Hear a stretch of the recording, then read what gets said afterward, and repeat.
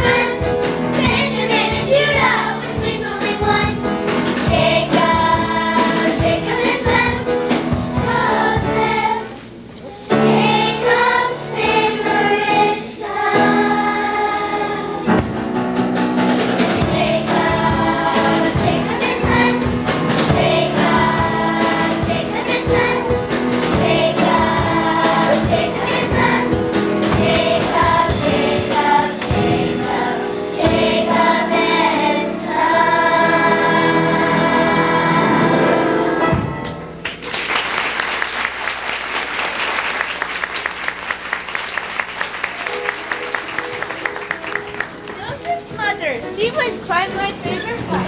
I never really loved another in all my life. Joseph's my joy because he reminded me of her.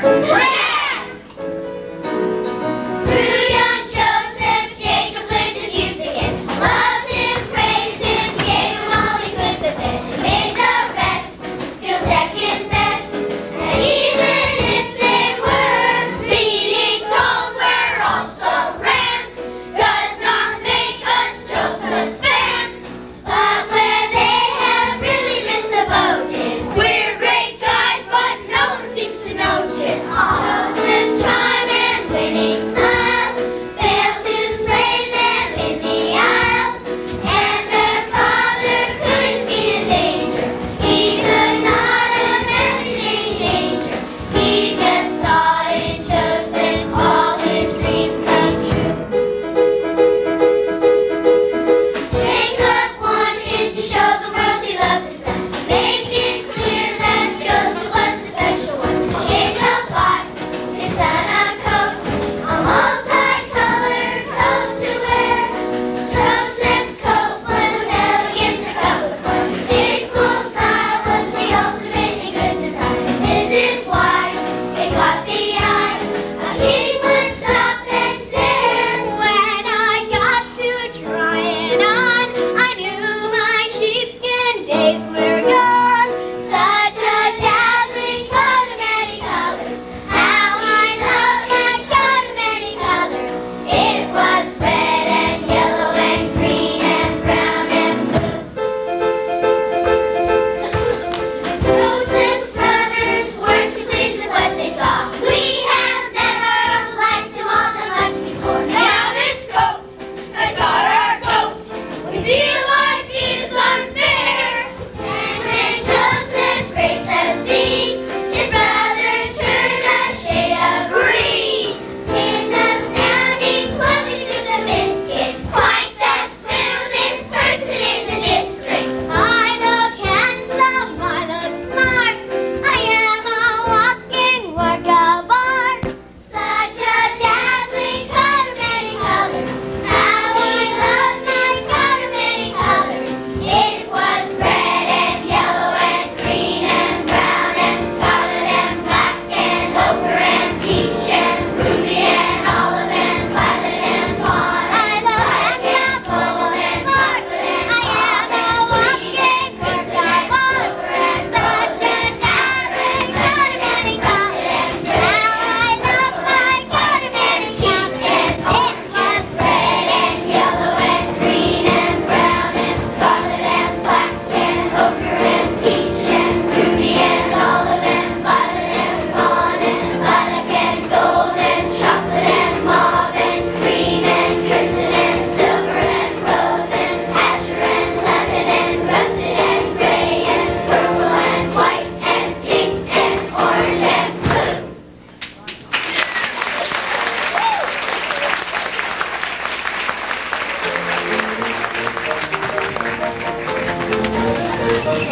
Joseph's coat annoyed his brothers, but what makes us mad are the things that Joseph tells us of, the dreams he's often had. I dreamed that in the fields one day at corn collecting time, your 11 sheaves of corn all turned and bowed to mine. My sheep was quite a sight to see, a golden sheep and tall. Yours were green and second rate, and really rather.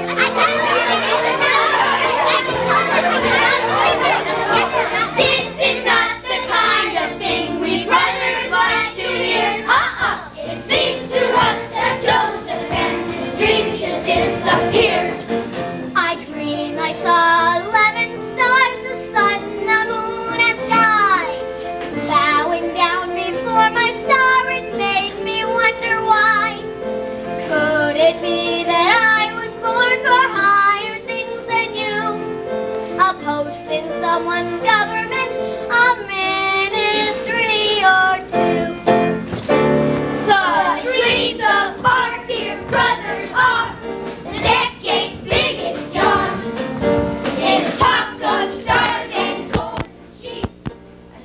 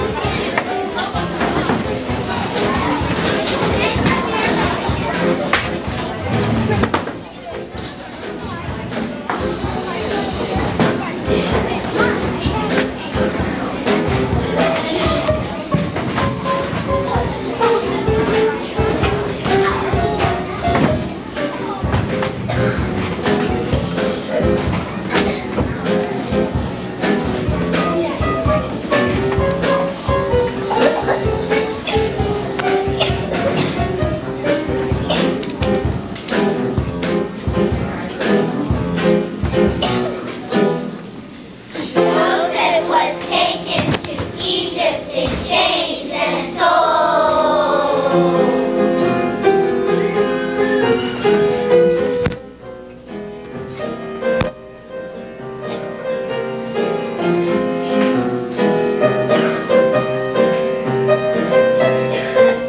Where he was bought by a captain named Potiphar. He was bought by a captain named Potiphar.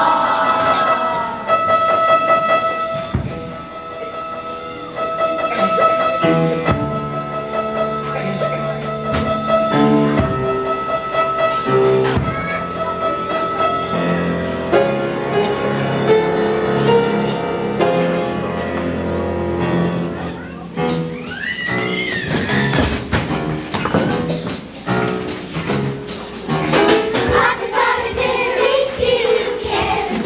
He was one of Egypt's millionaires, having made a fortune buying shares in pyramids. Potiphar had made a huge wealth on a large percentage of the now, meant that he could really live in style. And I did it. Joeseph was an unimportant slave whose family liked his master. Consequently, worked much harder, even with devotion. Potiphar could see that Joseph was a cut above the average weight and leader of the household, maximum promotion.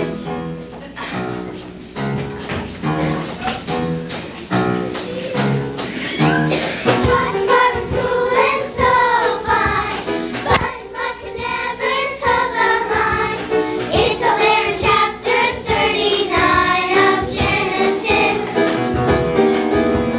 She was beautiful but evil, saw a lot of men against him too.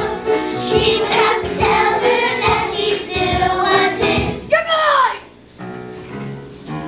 Joseph's looks and handsome figure had attracted her attention. Every morning she would beckon, "Come and dine if you love."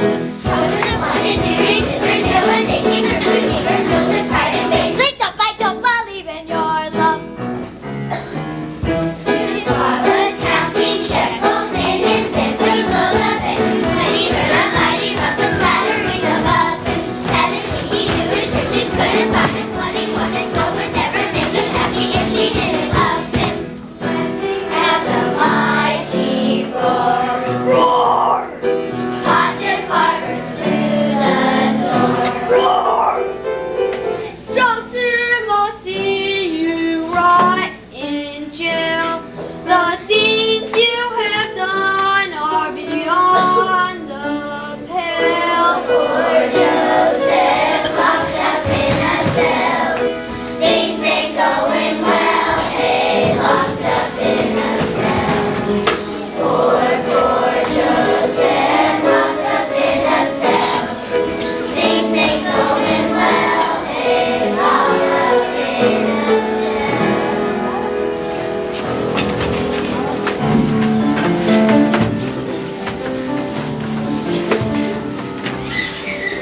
Joseph, rejoice to me, hide all the world from me, bar all the windows and shut out the lights. Do what you want with me, hate me and laugh at me, darken my daytime and torture my nights. If my life were important, I would ask, will I live or die? But I know the answers are far from this world. Close every door to me, hide all the world from me, bar all the windows and shut out the lights.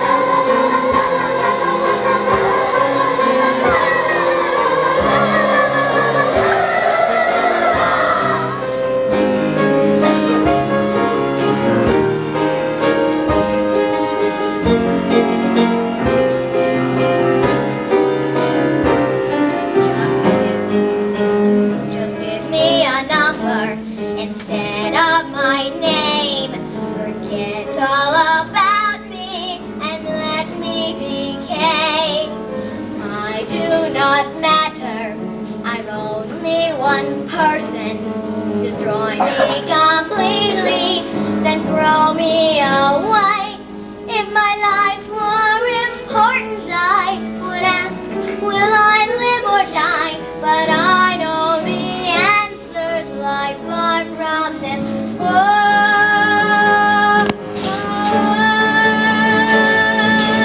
Close every door to me, hide all my love from me.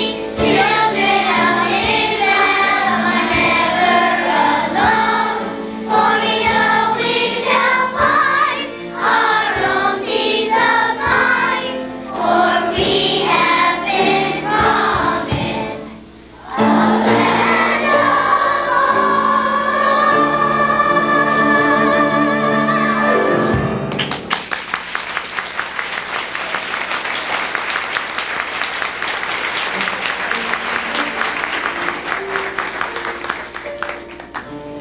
Joseph's luck was really out, his spirit and his fortune low. Alone he sat, alone he thought of happy times he used to know. Hey, dreamer, don't be so upset. Hey, Joseph, you're not beaten yet. Go, Joseph, you know what they say. Joseph will make it someday. Shalom, Joseph, you're doing fine.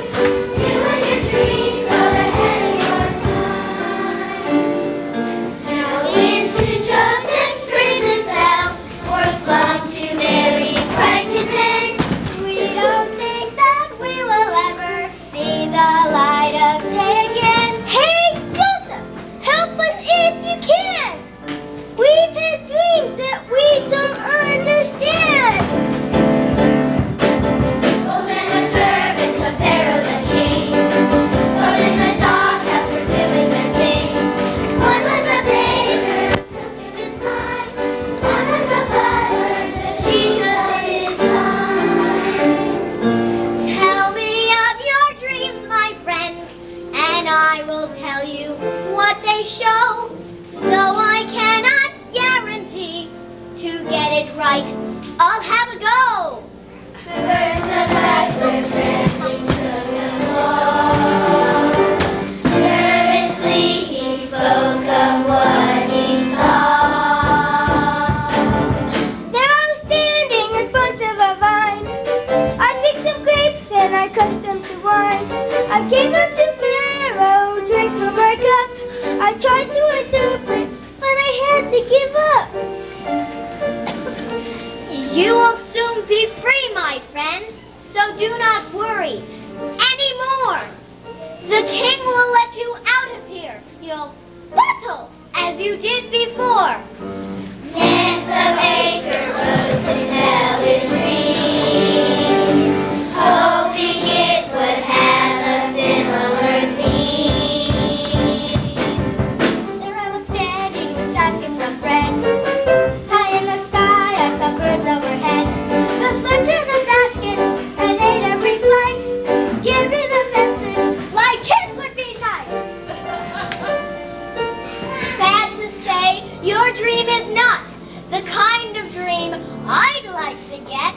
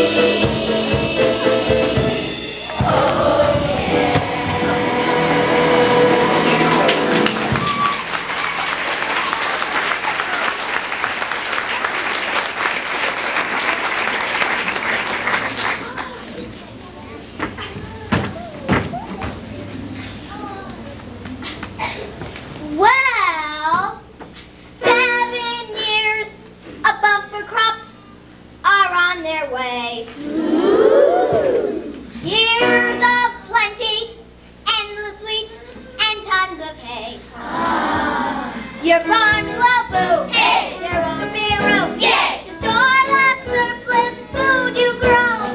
After that, the future doesn't look so bright. Egypt's luck will change completely overnight. The mammoth's hand will stock the land. Food and all-time food. Noble king, there is no doubt what your dream is all about. All those things you saw in your pajamas are a long-range forecast for your farmers. And I'm sure it's crossed your mind what it is you have to find. Find a man to lead you through the famine with a flair for economic planning. But who this man could be, I just don't. Who this man could be, I just don't. Who this man could be, I just don't. Who this man could be, I just don't know.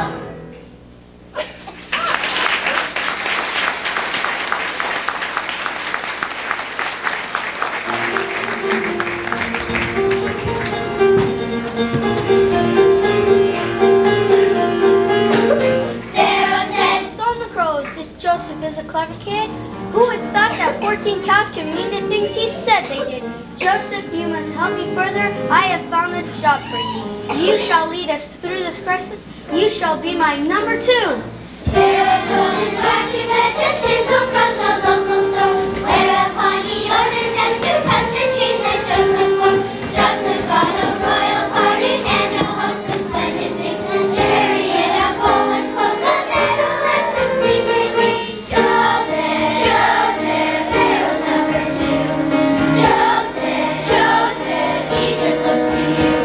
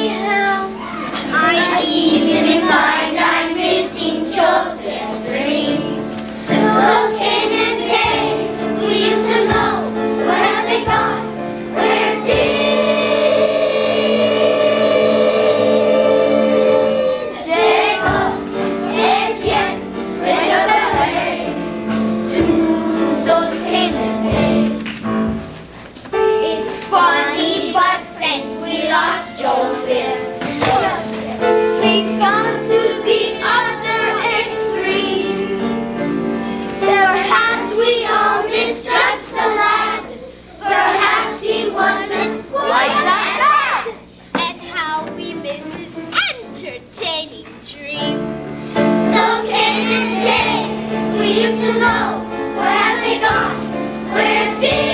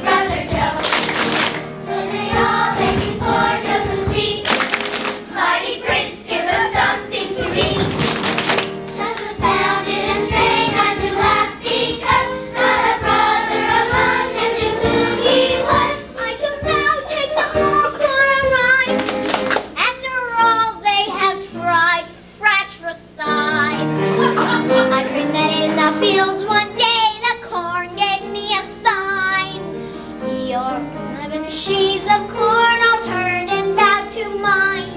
I dreamed I saw a